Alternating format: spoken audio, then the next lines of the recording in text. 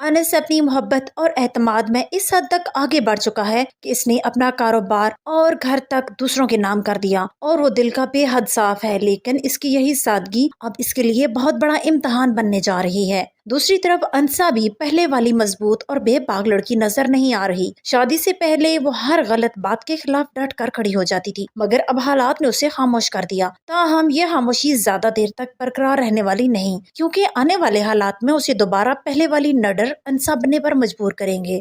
آنے والی قسمیں آپ یہ بھی دیکھیں گے کہ انسا اور انس اپنی نئی زندگی کو سنوارنے کی کوشش کریں گے۔ محدود وسائل کے باوجود دونوں اپنے چھوٹے سے کمرے کو محبت اور امید کے ساتھ گھر بنانے کی کوشش کریں گے۔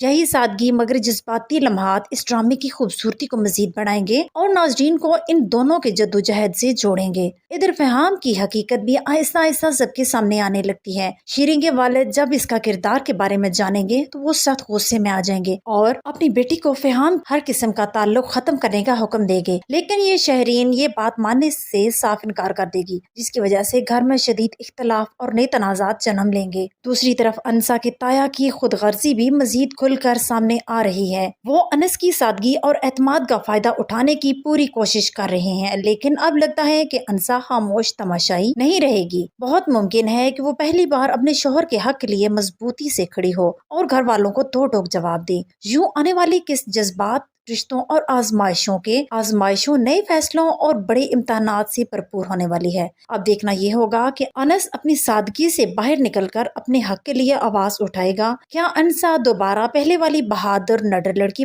بن کر سب کا مقابلہ کرے گی؟ اور کیا شہرین اپنے والدین کی بات مانے گی یا فہام کا ساتھ اپنا تعلق برقرار رکھے گی؟ ان تمام سوالوں کے جواب کے لیے اگلی قسط کا انتظار کیجیے۔